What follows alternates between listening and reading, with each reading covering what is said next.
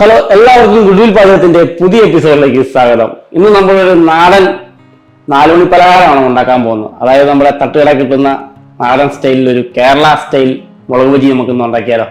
എളുപ്പത്തിൽ എങ്ങനെ തയ്യാറാക്കാൻ നോക്കാം.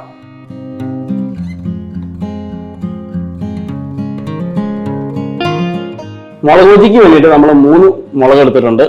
അതിൻ്റെ കൂടെ തന്നെ നമ്മൾ നാടൻ നമ്മുടെ മുളക് എടുത്തിട്ടുണ്ട്. അത് 1/2 അടിച്ചങ്ങനെയാണ്. അത് 3 പീസ് എടുത്തിട്ടുണ്ട്. ഇത് നമുക്ക് ഇതിനകത്തേക്ക് സ്റ്റഫ് ചെയ്യാൻ വേണ്ടിയിട്ടാണ് നമ്മൾ എടുത്തിരിക്കുന്നത്. നമ്മുടെ മുളക് ബജി ഉണ്ടാക്കാനായിട്ട് നമ്മുടെ നാടൻ മുളകും മുളക് ബജിയുടെ മുളകും എടുത്തിട്ടുണ്ട്. ഇതിനകത്തേക്ക് നമ്മളൊന്ന് ജസ്റ്റ് ഒന്ന് സെൻറ്റർ ഭാഗം കീറിയിട്ടുണ്ട്. അതിലേക്ക് നമുക്ക് ഈ മുളക് ഒന്ന് സ്റ്റഫ് ചെയ്ത് കൊടുക്കാം. ജസ്റ്റ് ഒന്ന് ഉള്ളിലേക്ക് എരിവ് കിട്ടാൻ വേണ്ടിയിട്ടാണ്.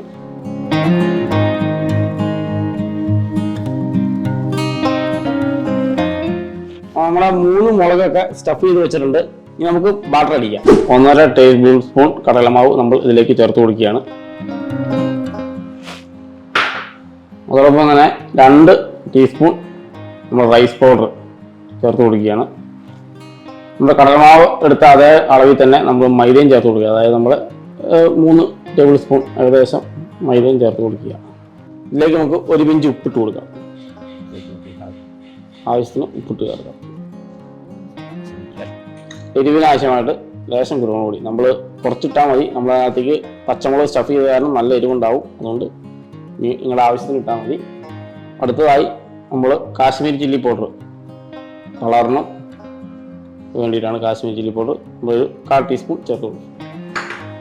നമുക്ക് ഫ്ലേവറിനും രുചിക്കും വേണ്ടിയിട്ട് ഒരു 1/4 ടീസ്പൂൺ ഗരം മസാല. കാശ്മീരി ചില്ലിപ്പൊടി നിങ്ങളുടെ ആവശ്യത്തിന് ചേർക്കാം കേട്ടോ. നമ്മൾ എരിവ് എങ്ങനെ ഉദ്ദേശിച്ചതനുസരിച്ചാണ് നമ്മൾ ചേർത്ത് കൊടുക്കേണ്ടത്. ജസ്റ്റ് കളറിന് വേണ്ടിയിട്ട് 1/4 ടീസ്പൂൺ മഞ്ഞൾപ്പൊടി. ഇങ്ങനെ നമുക്ക് നന്നായിട്ടൊന്ന് വെള്ളം ഒഴിച്ച് ഒരു മീഡിയം ബാറ്ററാക്കി എടുക്കാം. നമുക്ക് ഇതിലേക്ക് കുറച്ച് ഇഞ്ചിയും വെളുത്തുള്ളി പേസ്റ്റ് കൂടെ ചേർത്ത് കൊടുക്കാം. അപ്പോൾ നല്ലൊരു രുചിയും ഫ്ലേവറും കിട്ടും. നമ്മൾ 1/4 ടീസ്പൂൺ ഇഞ്ചിയും വെളുത്തുള്ളി പേസ്റ്റ്. ബാറ്റർ നന്നായിട്ട് നമുക്ക് പച്ചവെള്ളത്തിൽ ഇതിനെ നമുക്ക് കുഴച്ചെടുക്കാം. ഒത്തിരി ലൂസ് ആവാനും പാടില്ല, എന്നാൽ ടൈറ്റായിട്ടിരിക്കണം.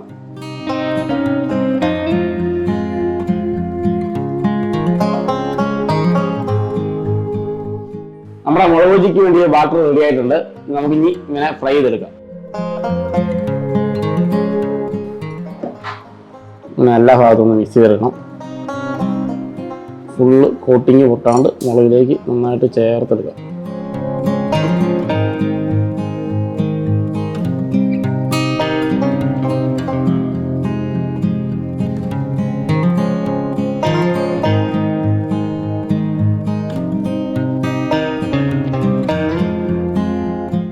നമ്മൾ നാടൻ രീതിയിലാണ് മുളക് പൊടി തയ്യാറാക്കി എടുക്കുന്നത്.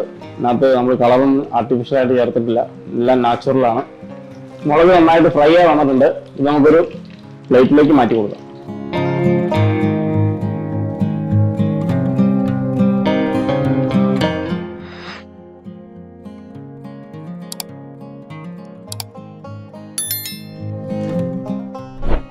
നമ്മുടെ മുളക് ബജി 4 മണിക്ക് നമ്മൾ തട്ടുകട കിട്ടുന്ന അതേ രുചിയിൽ നമ്മൾ ഉണ്ടാക്കിയിട്ടുണ്ട്. അതിൻ്റെ കൂടെ നമ്മൾ ഒരു മുളക് ചമ്മന്തിയും വെച്ചിട്ടുണ്ട്. നമ്മൾ ഉപ്പും മുളകും നമ്മുടെ വിനാഗിരിയും കേട്ടിട്ട് വെളിച്ചെണ്ണ വെച്ച് അടിച്ച ചെറിയൊരു ചമ്മന്തിയും നമ്മുടെ ബജ്ജി മുളകും ഉണ്ട്. ഇത് നമുക്ക് ജസ്റ്റ് ഒന്ന് ഇത് മുക്കിയൊന്ന് കഴിച്ച് നോക്കിയാൽ നമ്മളിന്ന് തയ്യാറാക്കിയ മുളക് ബജി എല്ലാവർക്കും ഇഷ്ടമായെന്ന് വിചാരിക്കുന്നു. നിങ്ങൾ ഉറപ്പായിട്ടും വീട്ടിൽ പോയി ട്രൈ ചെയ്ത് നോക്കുക. എല്ലാവർക്കും അറിയാവുന്നൊരു ഐറ്റമാണ്. എന്നാലും നമ്മുടെ ഇതേ റെസിപ്പി നിങ്ങൾ പോയി ഉണ്ടാക്കി നോക്കുക. എല്ലാവർക്കും ഇഷ്ടപ്പെടും. അപ്പോൾ അടുത്ത എപ്പിസോഡിൽ പുതിയ ഐറ്റമായി വീണ്ടും കാണാം.